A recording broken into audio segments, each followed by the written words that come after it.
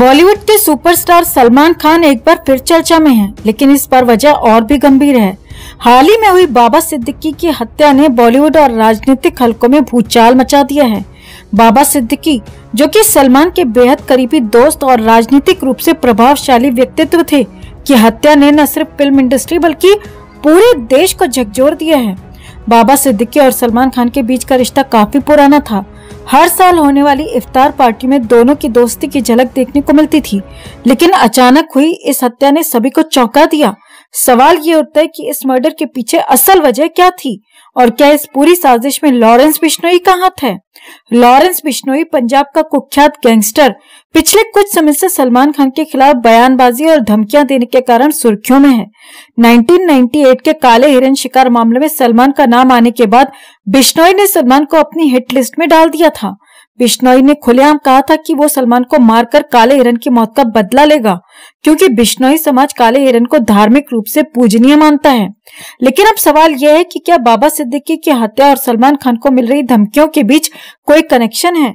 हाल ही में पुलिस की जांच में ये बात सामने आई है कि बाबा सिद्दीकी की हत्या के पीछे लॉरेंस बिश्नोई गैंग का हाथ है। सूत्रों के अनुसार बाबा सिद्दीकी की हत्या की साजिश बहुत पहले से रची जा रही थी। सिद्दीकी, जो सलमान के करीबी माने जाते थे, शायद लॉरेंस बिश्नोई और उसके गैंग के निशाने पर थे, क्योंकि वे सलमान खान के सुरक्षा घेरे में एक अहम कड़ी थे। माना जा रहा है कि सिद्दीकी की हत्या के पीछे का मकसद सलमान को असुरक्षित करना था, ताकि बिश्नोई गैंग अपनी धमकियों को अंजाम दे सके। सलमान खान की सुरक्षा को अब और भी बढ़ा दिया गया है। हाल ही में सलमान को कई धमकी भरे ईमेल्स मिले, जिनका लिंक लॉरेंस बिश्नोई से जोड़ा जा रहा है। मुंबई पुलिस ने सलमान की सुरक्षा के लिए अब अत्याधुनिक सुरक्षा इंतजाम कर दिए हैं। हालांकि ये भी माना जा रहा है कि बाबा सिद्दीकी की हत्या के बाद सलमान खान की जान को और भी बड़ा खतरा हो सकता है। बाबा सिद्दीकी के निधन से बॉलीवुड और राजनीतिक जगत में शोक की लहर है।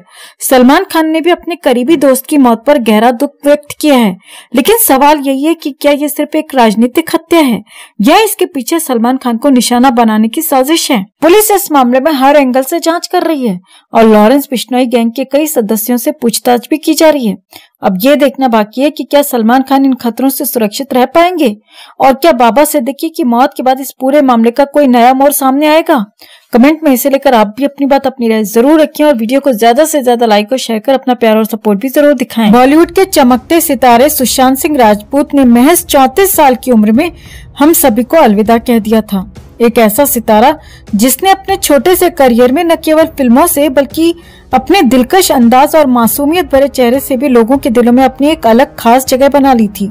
सुशांत ने कई बेहतरीन फिल्में दी, जिनमें उनकी एक्टिंग को खूब सराहा गया। उनकी मुस्कान, उनके अभिनय का जादू और उनकी फिल्मों के गाने आज भी लाखों लोगों के दिलों की धड़कन बने हुए हैं।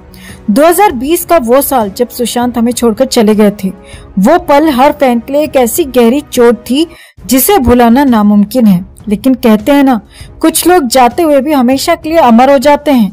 सुशांत सिंह राजपूत भी उन्हीं में से एक हैं। उनकी फिल्मों के गाने आज भी हमें उनकी याद दिलाते हैं, उनके शानदार सफर की झलक दिखाते हैं। ऐसा ही एक गाना है जो आज भी लोगों के दिलों में बसा हुआ है और हाल ही में इस गाने ने YouTube पर एक ऐतिहासिक रिकॉर्ड बना दिया है। ये गाना है फिल्म छिछोरे का बेहद खूबसूरत गीत खैरियत पूछो। इस गाने ने YouTube पर 1 बिलियन व्यूज का आंकड़ा पार कर लिया है। एक ऐसा गाना जिसे सुनते ही जैसे दिल में कुछ चुभता है, लेकिन उसी चुभन में एक सुकून भी महसूस होता है। ये गाना उन अनकही भावनाओं का प्रतीक है जो सुशांत की अदायगी से और भी गहरी हो जाती हैं। छिछोरे फिल्म जो 2019 में रिलीज हुई थी ने सुशांत सिंह राजपूत की एक्टिंग का एक अलग ही आयाम दिखाया। इस फिल्म में उनकी सह अभिनेत्री थी श्रद्धा कपूर, जिनके साथ उनकी केमिस्ट्री ने गाने में एक अलग ही जादू बिखेर दिया। खैरियत पूछो गाने में सुशांत और श्रद्धा की जोड़ी ने एक ऐसा माहौल बनाया जिसे देखकर कोई भी इमोशनल हो जाए। इस फिल्म और खासकर इस गाने ने हमें एक बार फिर सुशांत की अदाकारी का दीवाना बना दिया। उनकी हर छोटी बड़ी अदा में छिपी थी एक मासूमियत, एक ऐसी सच्चाई जो उन्हें बाकियों से अलग बनाती थी। सुशांत की परफॉर्मेंस ने यह साबित किया कि वे न केवल एक बेहतरीन अभिनेता थे, बल्कि एक ऐसे इंसान भी जो हर किरदार को अपने दिल से जीते थे। खैरियत पूछो आज भी सुशांत के फैंस के लिए एक इमोशनल सफर है। जब भी ये गाना सुनते हैं ऐसा लगता है कि सुशांत आज भी हमारे बीच हैं, अपनी मुस्कान के साथ, अपनी अदाकारी के साथ। 1 बिलियन व्यूज पार करना इस बात का सबूत है कि सुशांत का जादू आज भी कायम है और उनके फैंस उन्हें हमेशा अपने दिलों में जिंदा रखेंगे। दोस्तों, 14 जून 2020 को सुशांत सिंह राजपूत की मुंबई में मौत हो गई थी, जिसे पूरी दुनिया ने पूरी तरह से मर्डर कहा और उसके बाद से ही जांच जारी है। पहले मुंबई पुलिस ने जांच की और फिर फैंस का दबाव बढ़ा तो सीबीआई को जांच सौंपी गई और सीबीआई की जांच को भी करीब 1.5 साल होने को है। अब पहले भी कई तरह की थ्योरीज चलती रहीं, कई बातें होती रहीं, कई दावे होते रहे, लेकिन सीबीआई ने कभी कोई ठोस एक्शन नहीं लिया। मगर अब 1.5 साल बाद, जी हाँ 1.5 साल बाद सुशांत की मौत की बाथरूम थ्योरी ने हंगामा मचा दिया है, बवाल मचा दिया है।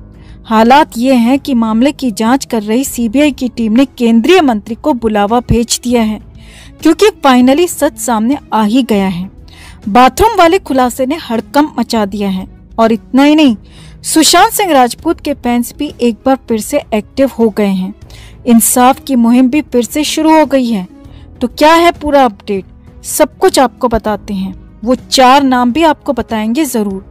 आप भी इस वीडियो को लाइक और शेयर करें और कमेंट करके अपनी राय जरूर दें कि क्या अब ये मामला सही ट्रैक पर जा रहा है। कमेंट जरूर करें। तो सुशांत सिंह राजपूत को लेकर जो नया खुलासा हुआ है वो बेहद ही चौंकाने वाला है और सबसे बड़ी बात यह है दोस्तों कि ये खुलासा, ये दावा केंद्रीय मंत्री ने किया है और इसीलिए भी इस पर भरोसा ज्यादा बढ़ रहा है। सुशांत को लेकर बाथरूम थ्योरी की जो बात सामने आई है उसके मुताबिक पहले सुशांत को बाथरूम में मारा गया और फिर बाथरूम से 4 लोग सुशांत को घसीटकर बेडरूम लेकर आए और फिर इस दौरान सुशांत के साथ मारपीट भी की गई। उनका पैर तक तोड़ दिया गया और फिर किसी को कुछ ना पता चले इसके लिए पंखे से लटकाने का पूरा प्लान बना लिया। ये सब कुछ केंद्रीय मंत्री नारायण राणे ने खुलासे किए हैं और यही नहीं, राणे उन 4 लोगों के नाम भी बताने को तैयार हो गए हैं। अब वो नाम भी आपको बताएंगी, लेकिन पहले देखिए कि सीबीआई को लेकर क्या खबर है। तो सूत्रों के मुताबिक बड़ी खबर ये है कि सीबीआई ने नारायण राणे से संपर्क किया है और नारायण राणे के इस मामले में बयान दर्ज कराए जा सकते हैं। जी हाँ, ये बड़ी खबर आपको बता रहे हैं सुशांत सिंह राजपूत के केस में, क्योंकि इसके लिए तारीख भी करीब करीब तय हो गई है। दिसंबर के पहले पखवाड़े में नारायण राणे से इसे लेकर बातचीत हो सकती है और नारायण राणे सीबीआई के सामने बयान अपना दर्ज करा सकते हैं। पहले भी राणे ने कई तरह के आरोप सुशांत सिंह राजपूत के केस में, दिशा सालियान के केस में लगाए थे, मगर तब राणे के पास पुख्ता सबूत नहीं थे, पुख्ता गवाह नहीं थी।